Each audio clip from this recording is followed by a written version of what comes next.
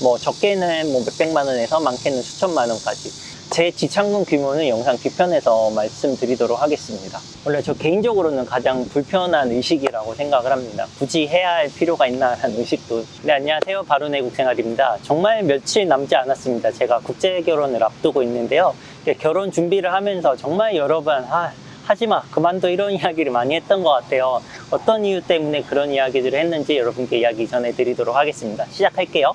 네, 뭐 결혼할 때 연봉이 날아간다 만다 이야기가 많았어요. 저는 뭐 다들 그렇게 이야기해도 내 얘기는 아니겠거니 생각을 했는데 정말 연봉이 날아가고 있고 지금도 좀 날아가고 있는 상황입니다.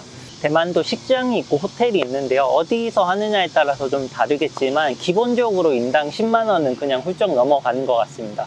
만약에 200명이 온다 그러면 식비로만 2천만 원이 그대로 나가게 되고요.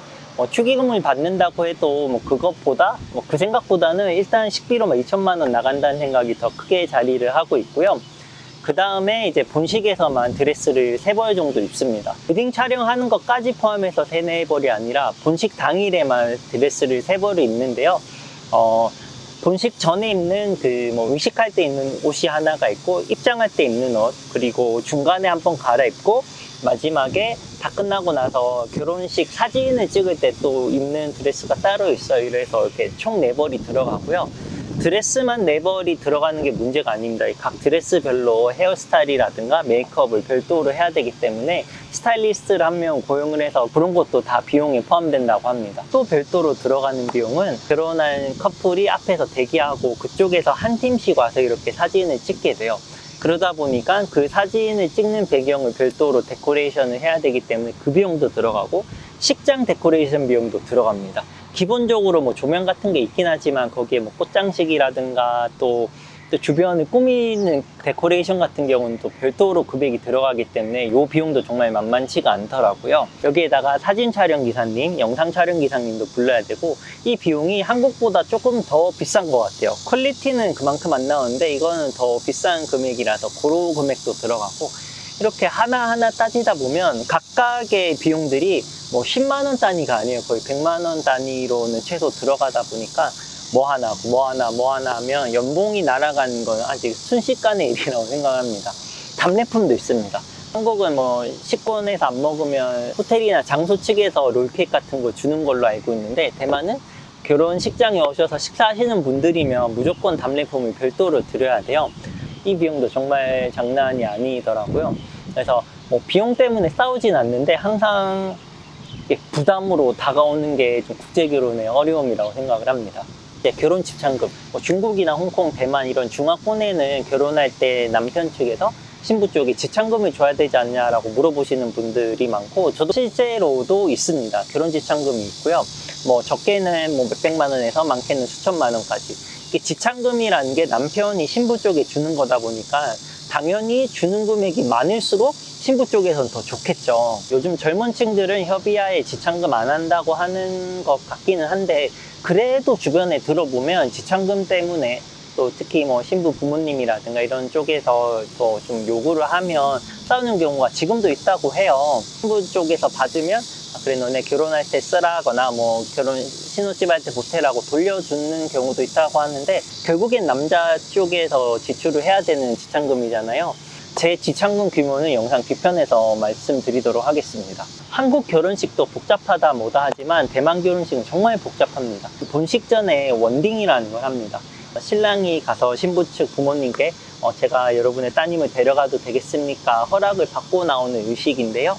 이게 또 간단하지가 않아요. 그냥 뭐 가서 말씀드리고 나오는 게 아니라 가서 음식을 먹어야 되고 몽을 또 드려야 되고 뭐 한 바퀴 돌고 또 차를 마셔야 되고 이런 의식들이 정말 많더라고요. 이게 끝나면 다시 또 남편 집으로 가야 합니다. 또 뭐를 또 먹어야 되고 차를 대접을 해야 되고 뭐 하는 것들이 정말 많이 있어요.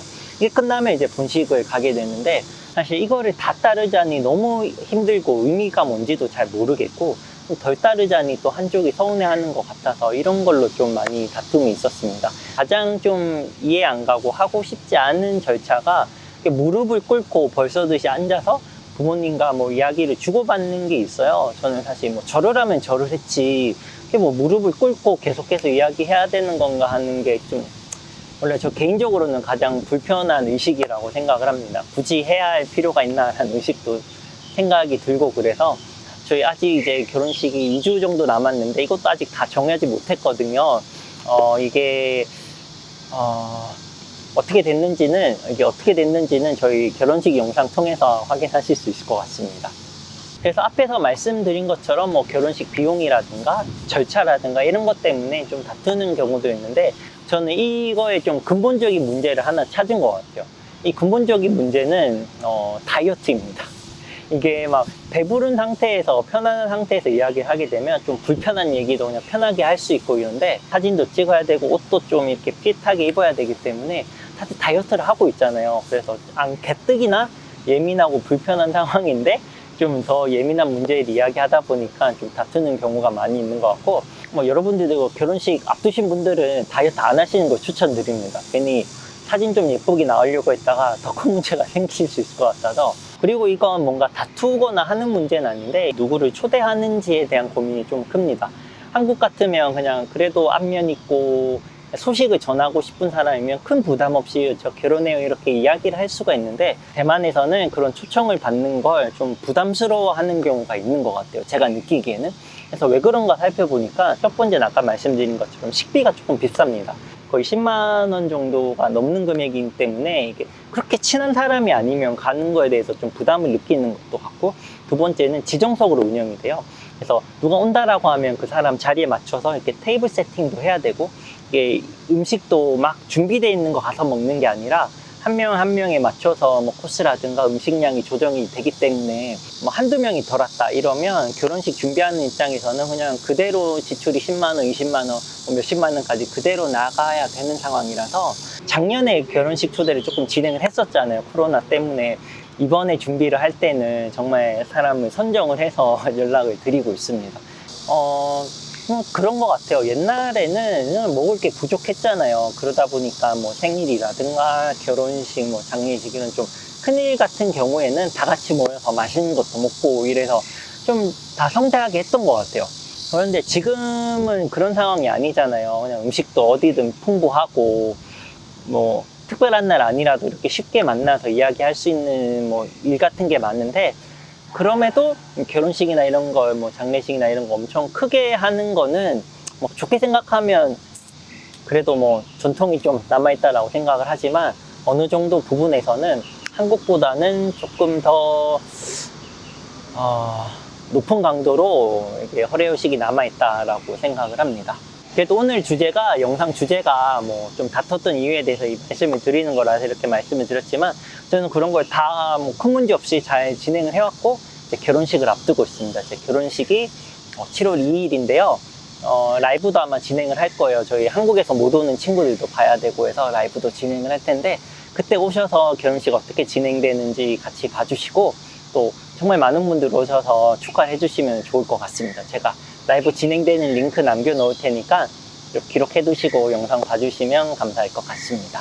네, 그래서 오늘 준비한 영상 여기까지고요. 모쪼록 뭐 개인적인 일이 아니라 다른 나라는 결혼 어떻게 하나 이런 거 볼 수 있는 영상이 되었으면 좋겠습니다. 네, 영상 시청해 주셔서 감사하고요. 그럼 다음 영상에서 더 재밌는 영상으로 찾아뵙겠습니다. 감사합니다.